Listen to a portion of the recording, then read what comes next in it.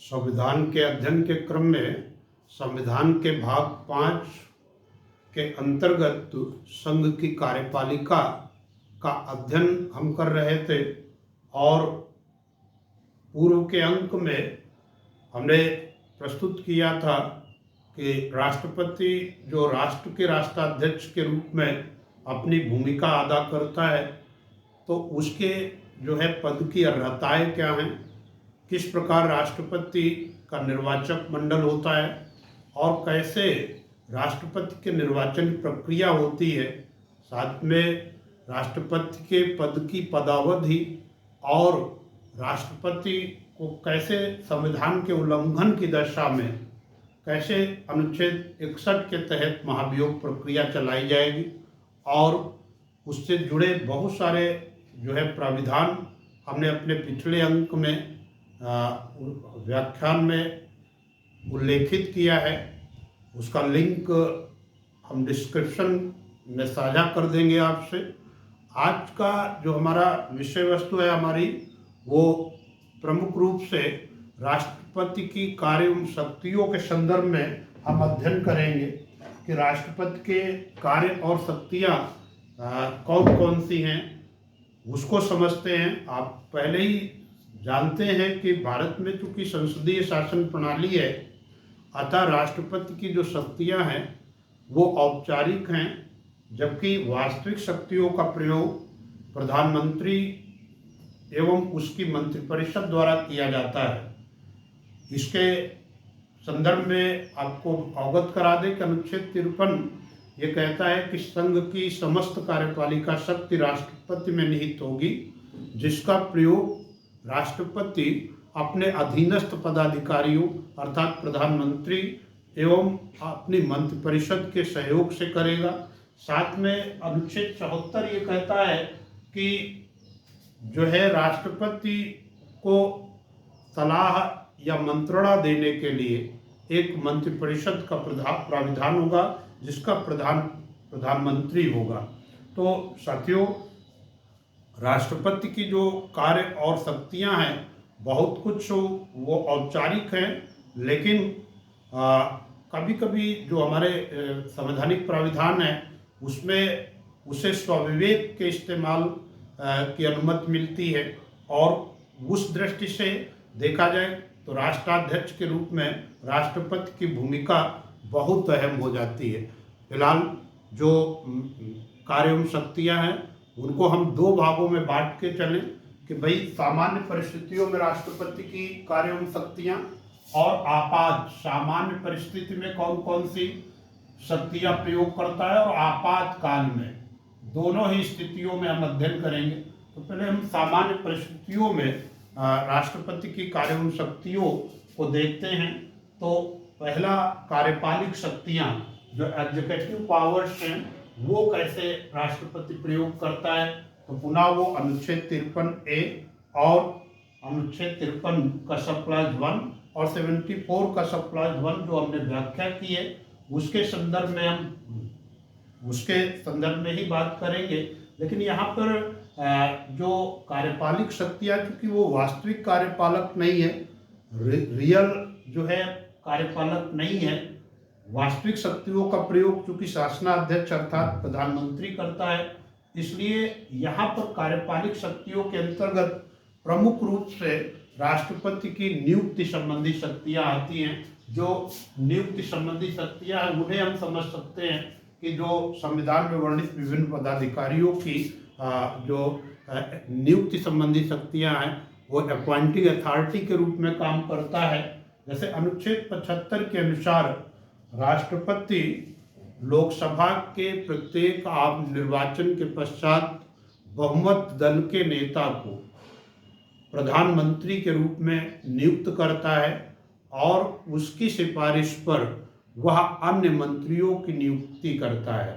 तो यह अनुच्छेद 75 ये कहता है स्पष्ट रूप से कि जब भी लोकसभा का आम निर्वाचन संपन्न हो जाए तो जो बहुमत दल का नेता होगा उसे राष्ट्रपति प्रधानमंत्री के रूप में नियुक्त करेगा और उसकी सलाह पर वो अन्य मंत्रियों की नियुक्ति करेगा।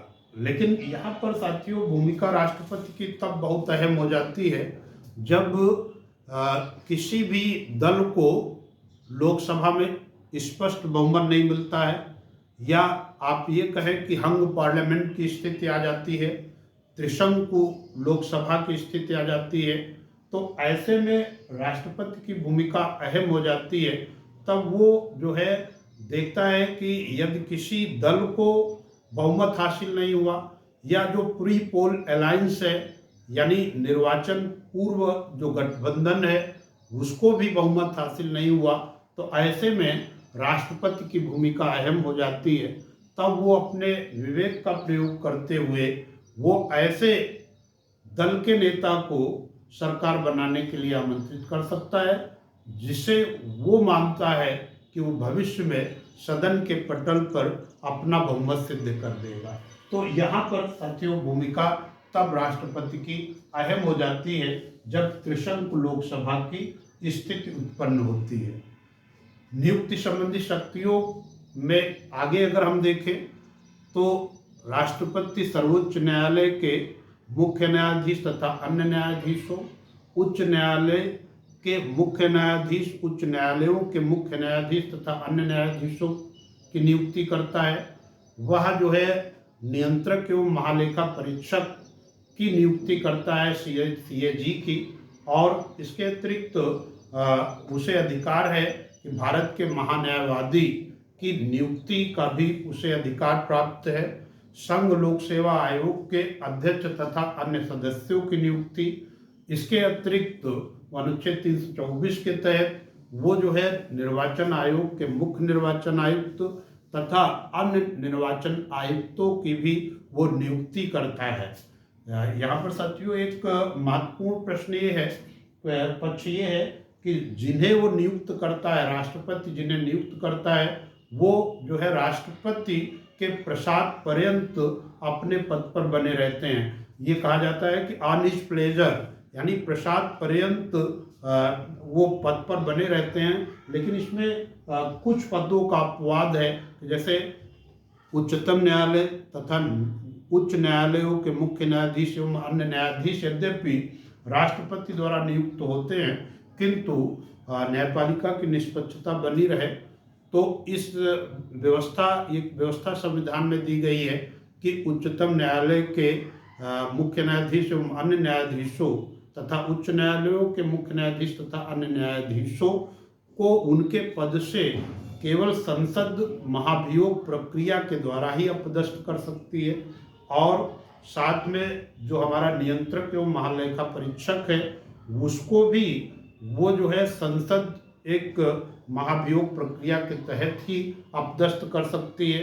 साथ में जो निर्वाचन आयुक्त है, निर्वाचन आयोग का, उसे भी महाभियोग प्रक्रिया के तहत ही अपदस्थ किया जाएगा। लेकिन अन्य सभी पद जो होते हैं वो जो है ऑन हिज प्लेजर होते हैं, अर्थात तो जिस प्रकार भारत का महान्यायवादी है, तो भारत का महान्यायवादी क्योंकि भारत सरकार का प्रथम विधि अधिकारी होता है, सरकार का एक प्रकार का वकील होता है, वो जो है उसको अपदस्थ करने के लिए किसी महाभियोग की प्रक्रिया की जरूरत नहीं है। वो जो है जब तक सरकार चाहे तब तक उसे बनाए रखे, यानी अर्थात राष्ट्रपति चाहे, और जैसे ही दूसरे दल की सरकार आती है वैसे ही महान्यायवादी अपने पद को त्याग देता है। तो यहाँ पर केवल 3 पदों को आपको ध्यान में रखना है जिनके लिए महाभियोग प्रक्रिया की जरूरत पड़ेगी। वैसे राष्ट्रपति को स्वयं अपदस्थ करना हो तो भी संसद महाभियोग प्रक्रिया लाएगी, जिसका उल्लेख हमने अनुच्छेद 61 के तहत प्रक्रिया उल्लेखित कर दिया है। और इसके अतिरिक्त निर्वाचन आयोग के जो मुख्य निर्वाचन आयुक्त हैं, उच्चतम न्यायालय, उच्च न्यायालयों के मुख्य न्यायाधीश तथा अन्य न्यायाधीशों को, साथ ही जो नियंत्रक एवं महालेखा परीक्षक है, उन्हें जो है अपदस्थ करने के लिए महाभियोग प्रक्रिया की जरूरत पड़ती है। साथियों, कार्यपालिक शक्तियां अगर राष्ट्रपति की हम देखें तो अन्य कार्यपालिक शक्तियों में अंतर्राज्यीय परिषदों के गठन, जैसे अनुच्छेद जो है इंटर स्टेट काउंसिल का गठन करता है, वो केंद्र राज्य के मध्य सहयोग और समन्वय स्थापित करने के लिए कार्य करता है। अनुसूचित जाति तथा अनुसूचित जनजाति के क्षेत्रों से संबंधित प्रशासकीय शक्ति राष्ट्रपति को प्राप्त है और साथ में कोई क्षेत्र अनुसूचित क्षेत्र है अथवा नहीं, इसका भी निर्णय वो राष्ट्रपति ही करेगा। तो इस तरीके से आप देख रहे हैं कार्यपालिक शक्तियों को। इसके अतिरिक्त एक अनुच्छेद 78 अत्यंत महत्वपूर्ण है। 78 जो है ये प्रधानमंत्री को कर्तव्य सौंपता है कि प्रधानमंत्री समय समय पर राष्ट्रपति से भेंट करके वो जो है विधायी प्रगति और प्रशासनिक निर्णयों तथा अंतर्राष्ट्रीय संधि और समझौतों से संबंधित सूचना राष्ट्रपति को प्रदान करता रहे। ये आवश्यक है कि वो जो है वैदेशिक संधि और समझौतों के संदर्भ में वो सूचना प्रदान करता रहे। और दूसरा ये है कि राष्ट्रपति को ये अधिकार है कि यदि किसी मंत्री ने अपने स्तर पर कोई निर्णय ले लिया है और उसको जो है उस पर अभी मंत्रिपरिषद ने विचार नहीं किया है, तो जो है तो वो कह सकता है कि मंत्रिपरिषद के विचार हेतु वो प्रस्ताव रखवाया जाए। ये भी एक जो है दायित्व है। तो विधायी शक्तियां, राष्ट्रपति की विधायी शक्तियों का अध्ययन करते हैं। जो लेजिस्लेटिव पावर ऑफ प्रेसिडेंट है उनको समझ लेते हैं। केंद्रीय विधायिका अर्थात संसद का अभिन्न अंग राष्ट्रपति होता है और संसद का निर्माण राष्ट्रपति, उच्च सदन राज्यसभा तथा निम्न सदन लोकसभा से मिलकर होता है। वो जो है केंद्रीय विधायिका का अभिन्न अंग किस प्रकार से है उसे भी समझना जरूरी है। कि पहली बात तो ये है कि वो जो है संसद के सत्र को आहूत करता है और उसका विसर्जन करता है। साथ में ये जरूर कंपल्सन है कि 2 सत्रों के मध्य 6 महीने से अधिक का समय नहीं होना चाहिए। अर्थात ये राष्ट्रपति के लिए बाध्यता है कि 2 सत्रों के मध्य 6 महीने से अधिक का अंतर न हो और ऐसे वो कितने भी सत्र आहूत करने के लिए वो स्वतंत्र है।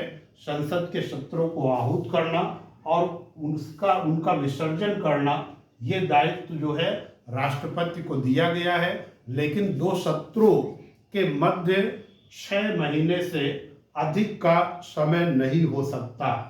इसके अतिरिक्त जब कोई नवनिर्वाचित लोकसभा का गठन होता है तो लोकसभा के पहले सत्र की पहली बैठक को राष्ट्रपति संबोधित करता है। वो जो है लोकसभा में संबोधन सत्र का संबोधन करता है और साथ में वो प्रत्येक सत्र की पहली बैठक को संबोधित करता है, जिसे राष्ट्रपति का ये जो संबोधन होता है उसे हम राष्ट्रपति का अभिभाषण कहते हैं, क्योंकि ये विशिष्ट भाषण होता है। और यहाँ पर ये जान लेना जरूरी है कि जो सत्रों के प्रथम बैठक में राष्ट्रपति अपना अभिभाषण देता है, वो अभिभाषण वस्तुतः केंद्रीय मंत्रिमंडल द्वारा तैयार किया जाता है और राष्ट्रपति उसे पढ़ करके जो है अपना भाषण देता है। और इस अभिभाषण में उन नीतियों का उल्लेख होता है जो भविष्य में वो केंद्रीय मंत्रिपरिषद की नीतियां होने वाली हैं। और इसी धन्यवाद प्रस्ताव पेश किया जाता है राष्ट्रपति के अभिभाषण पर संसद में। तो जो भी अभिभाषण होता है राष्ट्रपति का, आप इसको नोट कर लें, वो केंद्रीय मंत्रिमंडल द्वारा वो तैयार किया जाता है। साथियों, एक विधायी शक्ति के रूप में ये है कि राज्यसभा के जो 12 सदस्य होते हैं, जिन्हें कला, विज्ञान, समाज सेवा, साहित्य के क्षेत्र में विशेष अथवा व्यवहारिक ज्ञान प्राप्त है, उन्हें राष्ट्रपति नामित करता है। ये व्यवस्था हमारे संविधान में आयरलैंड के संविधान से ली गई है और इसके पीछे संविधान निर्माताओं का एक ध्येय था कि जो पढ़ा लिखा वर्ग है वो प्रायः चुनावी पचड़े में नहीं पढ़ना चाहता और ऐसे में उनकी योग्यता और प्रतिभा का लाभ राष्ट्र को नहीं मिलेगा। तो इसलिए राष्ट्रपति द्वारा ये 12 सदस्य नामित कराए जाते हैं जो विभिन्न क्षेत्रों में यानी कला, विज्ञान, साहित्य, समाज सेवा के क्षेत्र में विशेष एवं व्यवहारिक ज्ञान या अनुभव पाल रखते हैं जिससे राष्ट्र उनकी प्रतिभा से लाभ उठाता रहे। इसलिए ये प्राविधान किया गया है। अर्थात राज्यसभा के जो 250 सदस्य होते हैं उनमें 238 का निर्वाचन होता है, किंतु 12 सदस्य जो है राष्ट्रपति द्वारा वो नामित किए जाते हैं। इसके अतिरिक्त राष्ट्रपति को अधिकार है कि कोई विधेयक यदि किसी भी सदन में लंबित हो तो राष्ट्रपति संदेश भेज सकता है और इससे एक 104वें संविधान संशोधन 2020 से पूर्व एक व्यवस्था थी, यानी 2020 तक वो व्यवस्था रही है आज़ादी के पश्चात कि जो है यदि लोकसभा में आंग्ल भारतीय समुदाय के यानी एंग्लो इंडियन मेंबर्स का पर्याप्त प्रतिनिधित्व नहीं है तो राष्ट्रपति इस समुदाय से 2 सदस्यों को लोकसभा में वो नामित कर सकता था। लेकिन अब जब 104वां संविधान संशोधन 2020 में हो गया है तो ये प्राविधान खत्म कर दिया गया है। संविधान निर्माताओं का एक व्यापक दृष्टिकोण ही था कि जिस अंग्रेज जाति ने भारतीयों पर शासन किया, उन्हें गुलाम बनाए रखा, दासत्व के अंतर्गत रखा, भारतीय संविधान निर्माताओं ने उनके भी प्रतिनिधित्व की चिंता की थी और ये प्राविधान अनुच्छेद 331 के तहत कर दिया था कि यदि आंग्ल भारतीय समुदाय के सदस्यों का पर्याप्त प्रतिनिधित्व सदन में लोकसभा में नहीं है तो 2 सदस्य इस समुदाय से राष्ट्रपति नामित कर सकता था, किंतु अब ये जो है अनुच्छेद 331 वो डिलीटेड है। 104वें संविधान संशोधन 2020 के पश्चात इसे खत्म कर दिया गया है। साथियों, आगे बढ़ते हैं। विधायी शक्तियों में कुछ विधेयक ऐसे हैं जो राष्ट्रपति की पूर्व अनुमति से ही वो संसद में या संसद के किसी सदन में प्रस्तावित किए जा सकते हैं।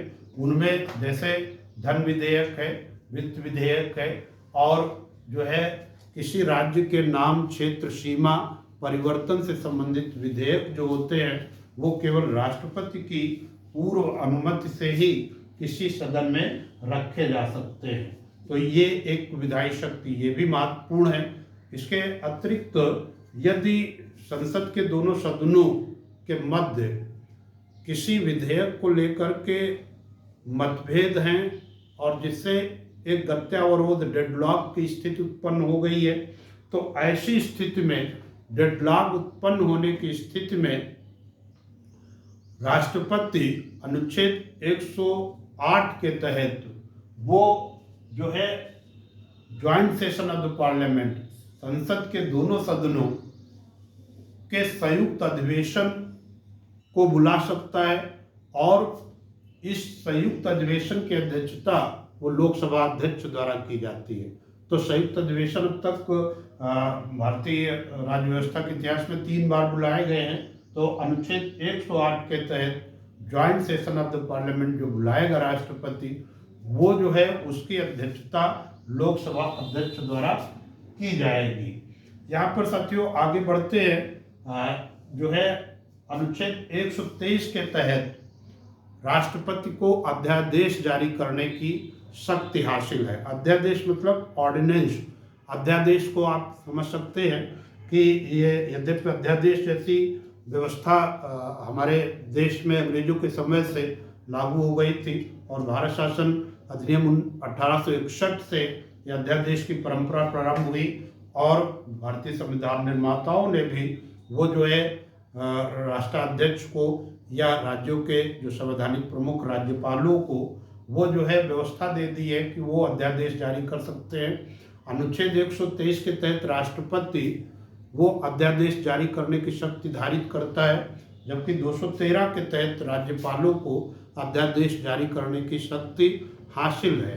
तो अध्यादेश तब जारी करेगा जब संसद अपने सत्र में न हो।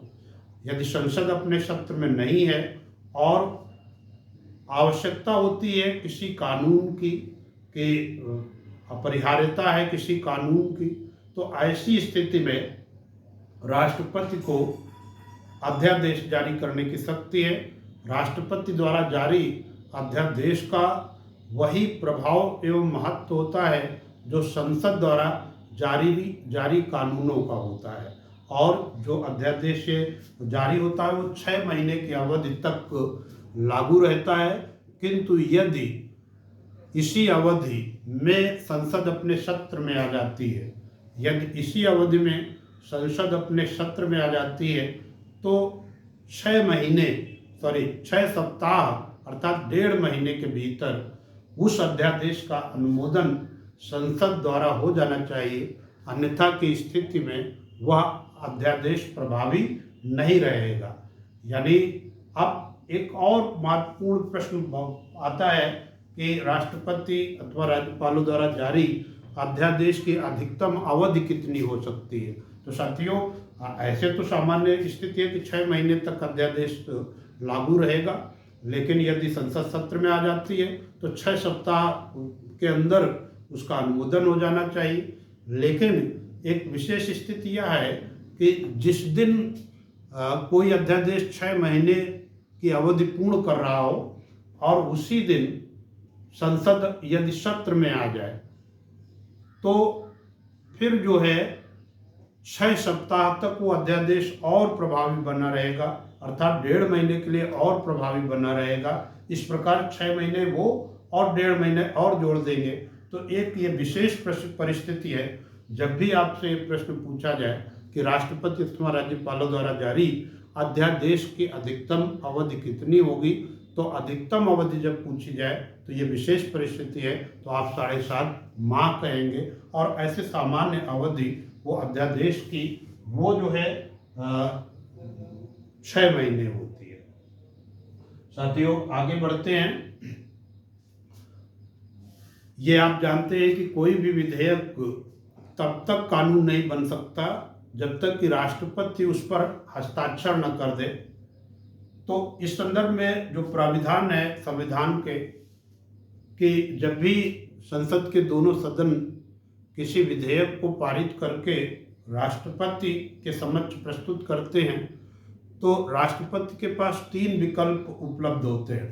पहला तो ये कि राष्ट्रपति उस पर अपनी सहमति देता है, दूसरा ये कि राष्ट्रपति अपनी सहमति को सुरक्षित रखता है, और तीसरा ये कि राष्ट्रपति एक बार पुनर्विचार हेतु उस विधेयक को वापस कर दे। ये 3 विकल्प उपलब्ध होते हैं राष्ट्रपति के पास जब कोई भी विधेयक उसके विचारार्थ रखा जाता है। साथियों, यहाँ पर एक मैं पॉइंट क्लियर कर दूं कि धन विधेयक और संविधान संशोधन विधेयकों को वो पुनर्विचार के लिए नहीं भेज सकता, बाकी वो अन्य विधेयकों को पुनर्विचार के लिए भेजने के लिए स्वतंत्र है। तो जब वो पुनर्विचार के लिए भेजेगा, और तब क्या है ना कि यदि संसद संशोधन सहित अथवा बिना संशोधन के पुनः यदि उस विधेयक को भेजती है तो अब जो है राष्ट्रपति उस पर हस्ताक्षर के लिए बाध्य होता है और वो अब उस पर हस्ताक्षर करेगा ही करेगा। इसके अतिरिक्त तो कुछ साथियों वीटो शक्ति हासिल है, निषेधाधिकार हासिल है राष्ट्रपति को, और ये दुनिया के सभी देशों में वीटो पावर की व्यवस्था है। वीटो पावर को समझते हैं, वैसे दुनिया के जो विभिन्न देशों में 4 प्रकार के वीटो शक्ति का उल्लेख है। निषेधाधिकार 4 प्रकार के हैं, उनमें जो भारत में प्रचलित है और दुनिया में प्रचलित हैं, एक एक करके हम समझ लें उनको। पहले तो आत्यंतिक वीटो यानी अब्सोल्यूट वीटो होता है, और इसके पीछे वीटो जो दिया गया है संवैधानिक प्रमुखों को, राष्ट्राध्यक्षों को, उसके पीछे ध्येय निहित है कि अगर कोई मतलब संसद ऐसा कोई कदम उठाती है जो संविधान की मूल भावना के विपरीत है, तो ऐसे में वो वीटो शक्ति का प्रयोग कर सकता है, या राष्ट्रपति को लगता है कि इस पर विधेयक पर पर्याप्त विचार विमर्श नहीं किया गया, तो ऐसे में वो इस वीटो शक्ति का प्रयोग कर सकता है। तो इसमें जो है पहले प्रकार का वीटो है आत्यांतिक वीटो यानी अब्सोल्यूट वीटो। इसके अंतर्गत तो विधेयक को सुरक्षित रखने का अधिकार राष्ट्रपति को हासिल है। ये जो है भारत के राष्ट्रपति के साथ अन्य देशों के राष्ट्रपति को भी ये हासिल है। इसमें जो है ये जो आत्यांतिक वीटो ऐसे विधेयकों के मामले में प्रयोग किया जाता है जो किसी गैर सरकारी सदस्य, मतलब गैर सरकारी सदस्य का तात्पर्य यहाँ पर ये है कि किसी संसद सदस्य द्वारा लाया गया है लेकिन वो मंत्री नहीं है, यानी मंत्रिपरिषद का हिस्सा नहीं है, तो वो विधेयक हो तो उसके मामले में वो अब्सोल्यूट वीटो कर सकता है। और दूसरा ये है कि ऐसे मंत्रिमंडल के किसी मंत्री द्वारा लाया गया हो जिसने अब लोकसभा में बहुमत खो दिया हो, तो ऐसे में वो इस अब्सोल्यूट वीटो का प्रयोग कर सकता है। एक दूसरे प्रकार का साथियों वीटो है विशेषित वीटो। विशेषित वीटो तब लगाया जाता है जब विधायिका के असाधारण बहुमत से पारित किसी विधेयक को रौंदना हो, यानी असाधारण बहुमत कहने तात्पर्य कि बहुत अधिक मतों से वो पारित है, तो वो जो है विशेषित वीटो प्रयोग कर देता है राष्ट्राध्यक्ष। लेकिन साथियों विशेषित वीटो वो भारतीय राष्ट्रपति को हासिल नहीं है। क्वालिफाइड वीटो भारतीय राष्ट्रपति को हासिल नहीं है, ये अमेरिकी राष्ट्रपति को विशेषित वीटो हासिल है कि वो जो है चाहे पूर्ण बहुमत से संसद के दोनों सदन अमेरिका के कांग्रेस के पारित कर दे, तो भी अमेरिकी राष्ट्रपति उस पर विशेषित वीटो प्रयोग कर सकता है। साथियों तीसरे प्रकार का एक वीटो होता है निलंबनकारी वीटो। निलंबनकारी यानी सस्पेंसिव नेचर का वीटो होता है। तो इसमें संविधान संशोधन विधेयक और धन विधेयक को छोड़ करके वो निलंबनकारी वीटो का प्रयोग करता है। निलंबनकारी वीटो का आशय यही है कि संसद को पुनर्विचार के लिए भेज दे। अब संसद पुनर्विचार के पश्चात जितना भी समय लगे वो केवल निलंबित होता है उतने समय के लिए, लेकिन यदि संसद बिना संशोधन अथवा संशोधन सहित जब भेज देगा तो राष्ट्रपति को उस पर हस्ताक्षर करने पड़ेंगे। अर्थात निलंबनकारी वीटो जो है राष्ट्रपति का, वो केवल एक अवसर देता है कि जो है कोई गलती जल्दबाजी में अगर संसद के सदनों द्वारा हुई है तो उसको सुधारने का अवसर मिल जाए और वो सही हो जाए। इसके अतिरिक्त साथियों जेबी वीटो का प्रयोग, जेबी वीटो पॉकेट वीटो का प्रयोग भारतीय राष्ट्रपति द्वारा भी किया जाता है। और ये जेबी वीटो का आशय ये है कि जब कोई विधेयक राष्ट्रपति के विचारार्थ रखा जाए तो राष्ट्रपति या तो उस पर सहमत दे दे या पुनर्विचार के लिए भेज दे, या ये सब न करे और वो जो है बिना उसके अपने पटल पे छोड़ दे, यानी जेबी वीटो का प्रयोग कर दे। ना तो वापस किया न सहमति दी, तो फिर क्या होता है कि कालातीत हो जाने पर वो विधेयक स्वयं समाप्त हो जाता है।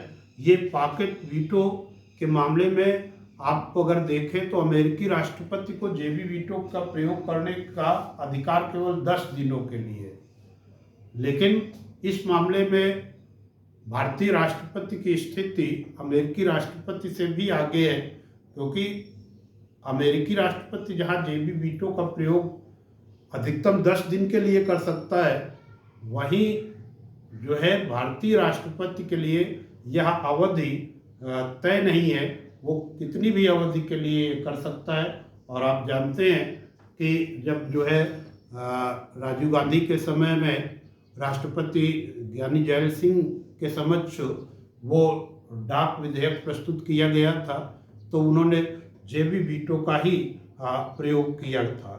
साथियों, इसके अतिरिक्त इससे पूर्व 1954 में तत्कालीन राष्ट्रपति डॉक्टर राजेंद्र प्रसाद ने पेप्सू, यानी उस समय जो है Patiala and east Punjab state union हुआ करता था, वहाँ से जुड़ा एक विषय था, तो उस पर डॉक्टर राजेंद्र प्रसाद ने आत्यांतिक वीटो का प्रयोग किया था, अब्सोल्यूट वीटो का प्रयोग किया था।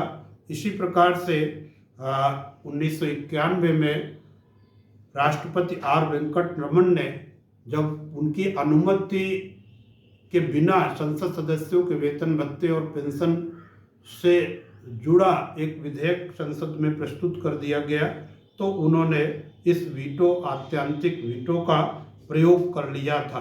तो ये कह सकते हैं एक महत्वपूर्ण पॉइंट यहाँ पर आप ध्यान रखें कि संविधान संशोधन विधेयक से संबंधित अधिनियमों में राष्ट्रपति को वीटो प्रयोग करने की शक्ति हासिल नहीं है। तो ये साथियों विधायी शक्ति का उल्लेख हमने किया कि राष्ट्रपति अपनी विधायी शक्ति, लेजिस्लेटिव पावर का प्रयोग कैसे करता है। अब आगे बढ़ते हैं। राष्ट्रपति की वित्तीय शक्तियाँ, जो फाइनेंशियल पावर हैं, उन्हें हम देखते हैं। तो पहले अभी जैसा चर्चा हुई कि जो है धन विधेयक वो राष्ट्रपति की पूर्व अनुमति के बिना वो किसी भी सदन में प्रस्तुत नहीं किया जा सकता। जो मनी बिल है वो तभी इंट्रोड्यूस किया जाएगा जब राष्ट्रपति की कंसेंट मिल जाए, पूर्व अनुमति मिल जाए। इसके अतिरिक्त साथियों भारतीय संविधान में 2 प्रकार के जो है निधियों का उल्लेख है।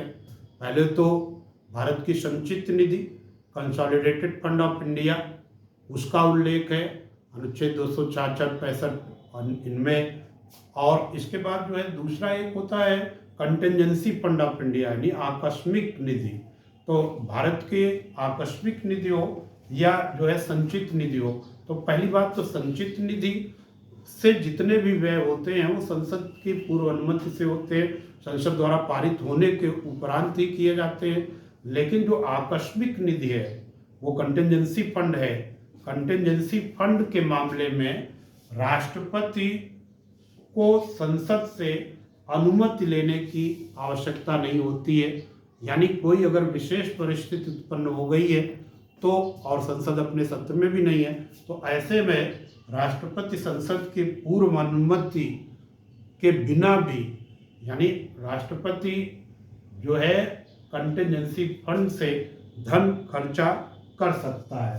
साथियों, इसके अतिरिक्त जो अनुच्छेद 112 के तहत वार्षिक आय व्यय का वित्तीय विवरण अर्थात बजट, यद्यपि साथियों स्पष्ट कर दूं, बजट शब्द का प्रयोग भारतीय संविधान में कहीं भी नहीं किया गया है, और इसके स्थान पे अनुच्छेद 112 में वार्षिक आय व्यय का वित्तीय विवरण शब्दावली प्रयोग की गई है, क्योंकि बजट शब्द वस्तुतः बूजट शब्द से उत्पन्न हुआ है, और बूजट का शाब्दिक अर्थ होता है चमड़े का थैला या बैग। एक्चुअली ऐसा था कि जब इंग्लैंड में वहाँ के प्रथम वित्त मंत्री रॉबर्ट वालपोल ने सबसे पहले बजट संबंधी दस्तावेजों को एक चमड़े के थैले से निकाल करके सदन के पटल में रखा था, तो वहाँ के सदस्यों ने व्यंग करते हुए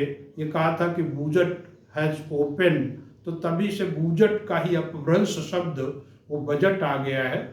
और भारतीय संविधान निर्माताओं ने कहीं भी बजट शब्द का प्रयोग नहीं किया है, बल्कि उसके स्थान पे वित्तीय आय व्यय का वार्षिक विवरण शब्दावली का प्रयोग किया गया है।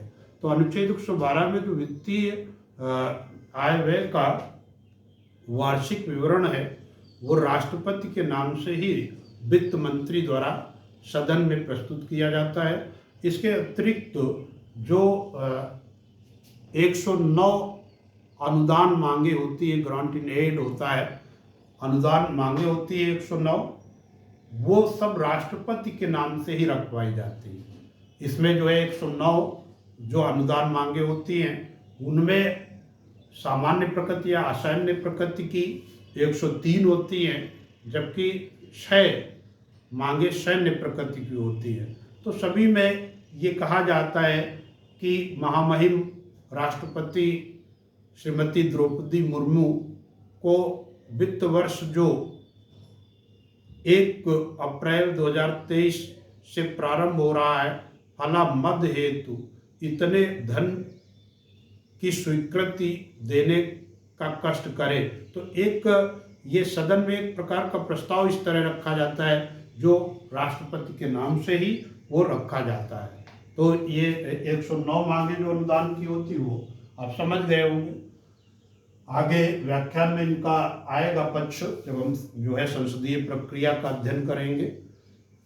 अब आगे बढ़ते हैं। अनुच्छेद 280 के तहत राष्ट्रपति प्रत्येक 5 वर्ष की अवधि के पश्चात एक वित्त आयोग का गठन करता है, और ये जो वित्त आयोग होता है वो जो है केंद्र और राज्यों के मध्य वित्तीय संसाधनों के बंटवारे से संबंधित सिफारिश करता है। तो ये भी उसकी वित्तीय शक्तियों के अंतर्गत है। अब आते हैं राष्ट्रपति की जो न्यायिक शक्तियाँ हैं, जुडिशियल पावर ऑफ प्रेसिडेंट, उसको समझ लेते हैं न्यायिक शक्तियों को। अनुच्छेद 143 और अनुच्छेद 72 अत्यंत महत्वपूर्ण है। साथ में न्यायिक शक्तियों में अगर देखें तो राष्ट्रपति जो उच्चतम न्यायालय के मुख्य न्यायाधीश एवं अन्य न्यायाधीशों, उच्च न्यायालयों के मुख्य न्यायाधीश तथा अन्य न्यायाधीशों की वो नियुक्ति करता है, वो भी उसकी न्यायिक शक्तियों के अंतर्गत ही आता है। इसके अतिरिक्त राष्ट्रपति को वो जो है अनुच्छेद 72 के तहत किसी भी दंड को क्षमा करने, उसका निलंबन करने, उसका लघुकरण करने या उसका परिहार करने का अधिकार वो प्राप्त है। और ये जो किसी भी दंड का लघुकरण, परिहार, निलंबन ये जो करता है वो वस्तुतः वो संघ की कार्यपालिका शक्ति के अंतर्गत होना चाहिए। लेकिन राष्ट्रपति एकमात्र संवैधानिक पदाधिकारी है जो मृत्यु दंड को माफ कर सकता है, और मृत्यु दंड वो किसी मामले से जुड़ा हो, चाहे वो केंद्र की कार्यपालिका शक्ति के अंतर्गत हो या जो है राज्यों से जुड़ा मामला हो, वो जो है मृत्यु दंड को माफ करने का वाला एकमात्र पदाधिकारी है। और वो कैसा भी दंड हो, चाहे वो सैन्य न्यायालय द्वारा दंडित हो या मृत्यु दंड हमारे सामान्य न्यायिक प्रक्रिया के द्वारा हो, तो राष्ट्रपति को ये अधिकार दिया गया है। यहाँ पर इसके पीछे संविधान निर्माताओं का एक दृष्टिकोण निहित था कि हो सकता है कि कभी कभी न्यायिक प्रक्रिया में त्रुटि हो जाए, और हो सकता है कि ऐसा व्यक्ति दंडित हो जाए जो परिस्थितियां उसके विपरीत दिख रही हो न्यायिक दृष्टि से, लेकिन वस्तुतः वो निर्दोष हो। तो एक बार राष्ट्राध्यक्ष को ये दे दिया गया अवसर कि ऐसे व्यक्ति को मृत्युदंड तक वो क्षमा कर सकता है। तो इस तरीके से आप क्षमादान की शक्तियों को देख रहे हैं अनुच्छेद 72 के तहत। और एक बहुत महत्वपूर्ण शक्ति, न्यायिक शक्ति हम कहेंगे, अनुच्छेद 143। ये अनुच्छेद 143 को समझ लिया जाए। राष्ट्रपति को विधिक सलाह प्राप्त करने का अधिकार अनुच्छेद 143 देता है।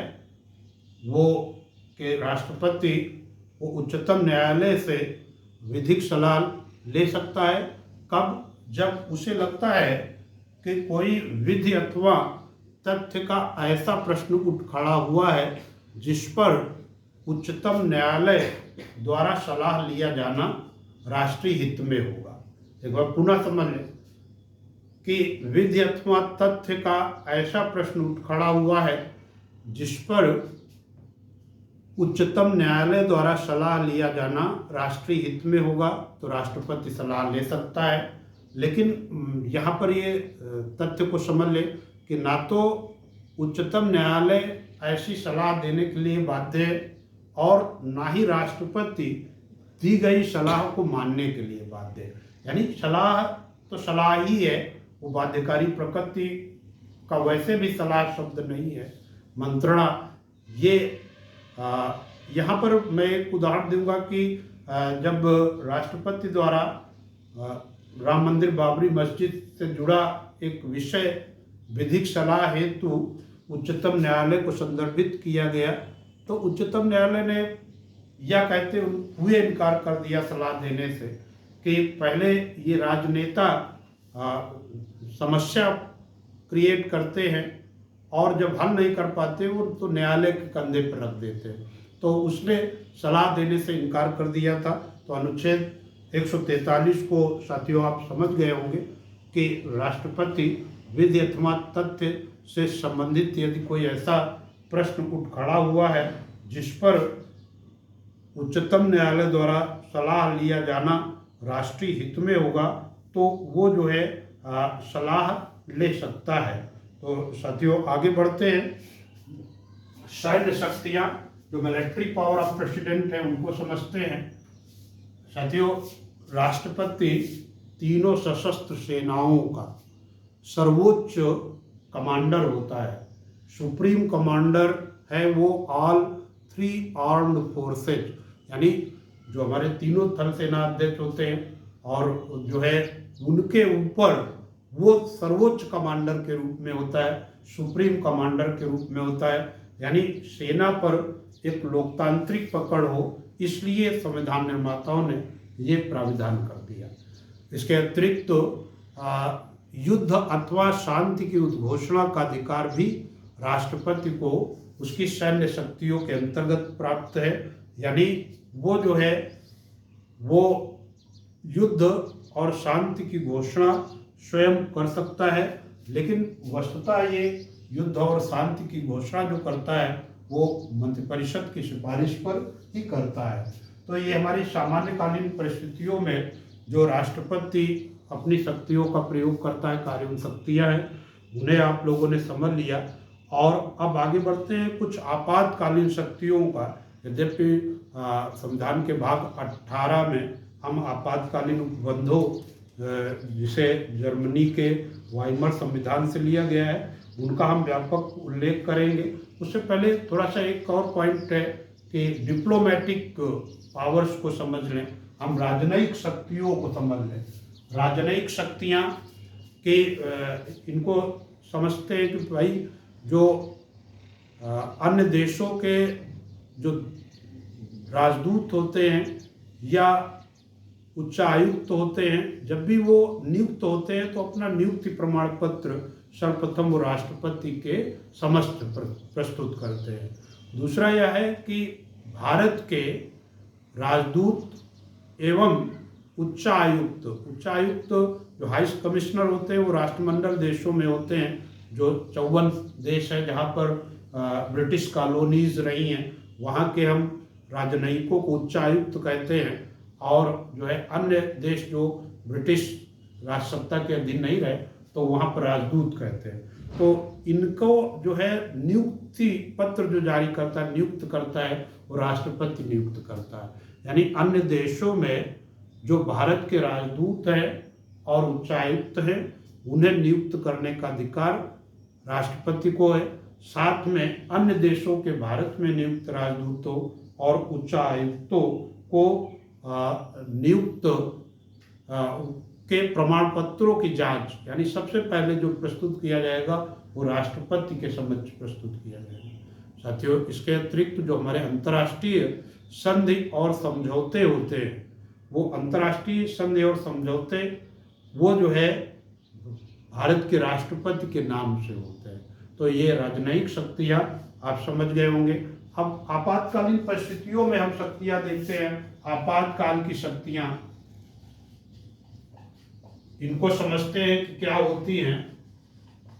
देखिए, आपातकालीन प्राविधान रखे गए हैं और इनका व्यापक विवरण हम जब कालांतर में पढ़ाएंगे भाग 18 तो उसमें देंगे। फिलहाल आप राष्ट्रपति के आपातकालीन शक्तियों के अंतर्गत 3 अनुच्छेदों को समझ लेंगे। पहला तो राष्ट्रीय आपात। राष्ट्रीय आपात अनुच्छेद 352 के तहत 3 दशाएं हैं। युद्ध, बाह्य आक्रमण अथवा सशस्त्र विद्रोह की दशा में राष्ट्रपति राष्ट्रीय आपात की उद्घोषणा कर सकता है। पहले आप जानते हैं कि आंतरिक अशांति भी शब्दावली थी जिसका दुरुपयोग हुआ था और 44वें संविधान संशोधन 1978 द्वारा अब आंतरिक अशांति राष्ट्रीय आपात का आधार नहीं रह गया। उसके स्थान पे सशस्त्र विद्रोह शब्दावली को शामिल कर दिया गया। तो जैसे अनुच्छेद 352 के तहत वो राष्ट्रीय आपात की उद्घोषणा करता है और जैसे ही उद्घोषणा करता है वैसे ही अनुच्छेद 19 में वर्णित सभी 6 स्वतंत्रताएं स्वतः निलंबित हो जाती है। इसके अतिरिक्त वो अनुच्छेद 359 को लागू करता हुआ संविधान में वर्णित अन्य मूलाधिकारों, सिर्फ अनुच्छेद 20 और अनुच्छेद 21 के मूलाधिकारों को छोड़कर वो निलंबित कर सकता है।